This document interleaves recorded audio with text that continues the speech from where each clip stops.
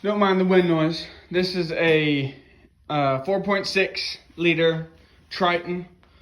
On my YouTube video, or my short before this, it showed the damage on the valve cover. Well, we got the whole thing tore apart, and valve number 6, 6, and 8.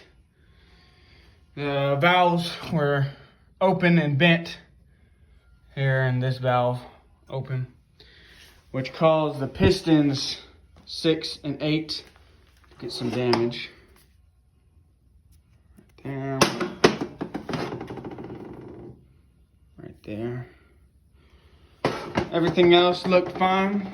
Lack of oil was chewing up this bearing and starting to chew up on this cam and those bearings. But that's it.